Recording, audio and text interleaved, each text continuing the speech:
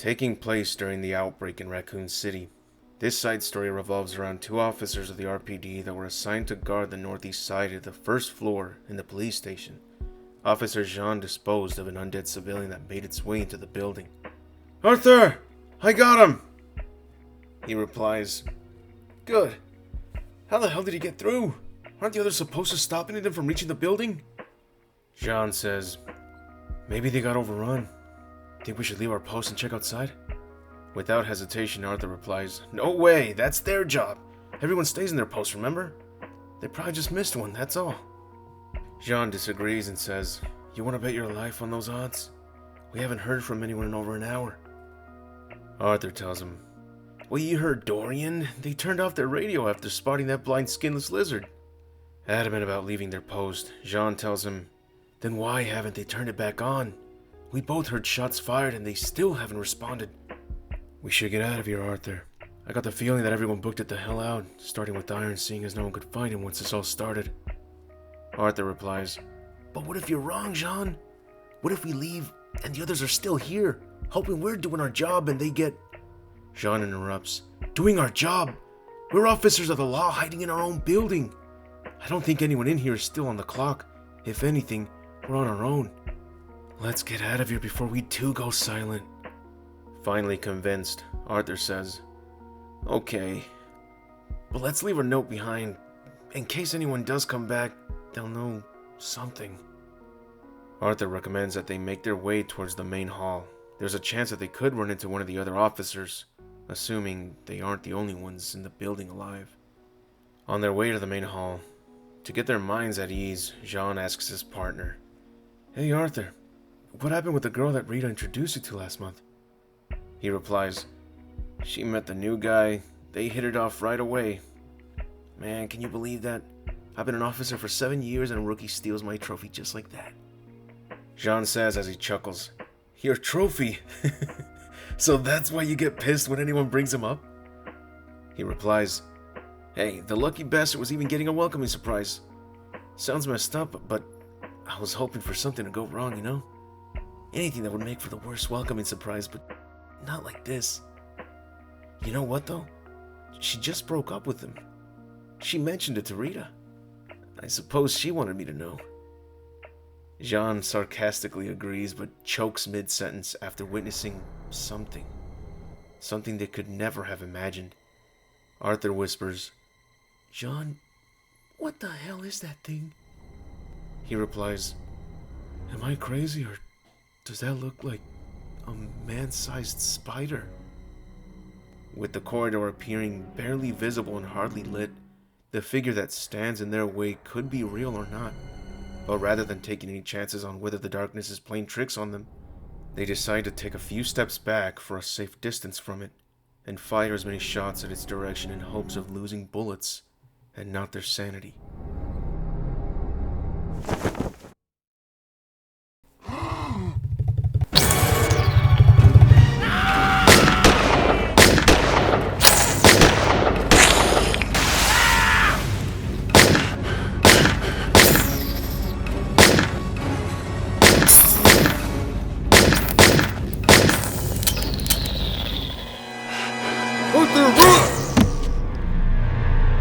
As Arthur remains paralyzed with fear, Jean cries out for his help.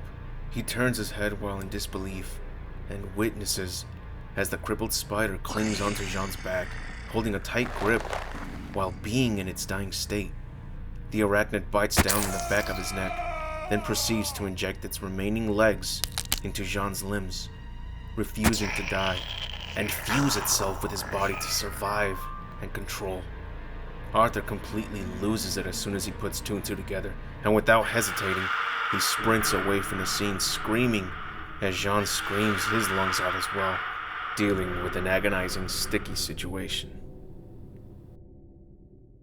So that was a short story I like to call a sticky situation in RPD. It'll be a part of my Outbreak comic, and for those who have been supporting my work, you'll know that I've sketched out the entire first chapter taking place at Jay's bar and presented it in a video.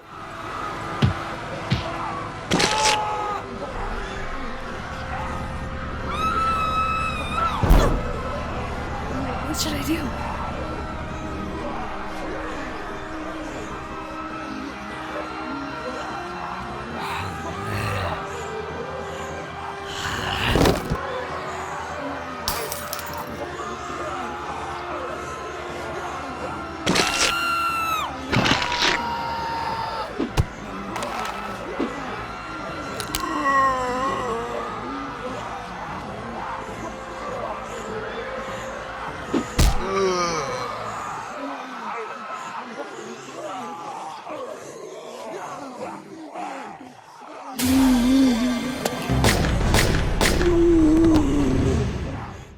I'm not sure how long this comic will be in the end, and I'll be exploring certain Outbreak scenarios only, as well as all the main Outbreak characters and certain creatures that deserve to be included.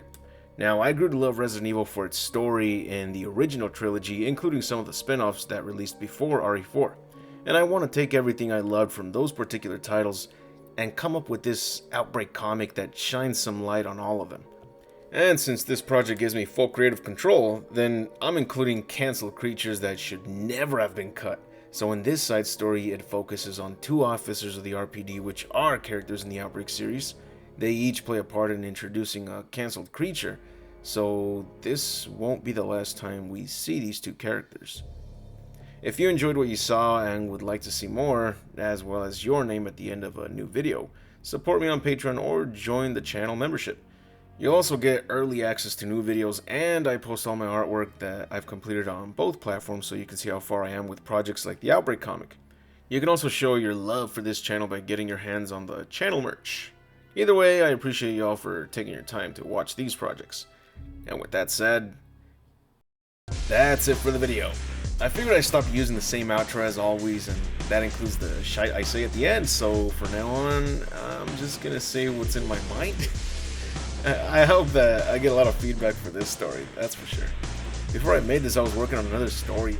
It was about a group of mercenaries, and it took place in the Dragon Ball universe. So they'd be like Frieza henchmen, workers or so. Super low power characters, basically. But now that the Dragon Ball universe is like a fucking mess, its source material has been ripped and retconned every minute. Its worlds are boring and not worth exploring anymore. Power levels are all that matters, well, the godly powers, and in my opinion that's just not interesting to me at all. So since my love for that franchise is at its lowest point, I'm probably gonna just cancel that story, or retitle it, alter the story around and its characters so that it does not revolve around the Dragon Ball universe. But again, thank you all for your support. I hope you guys enjoy seeing your name at the end of these videos, and I bid good day.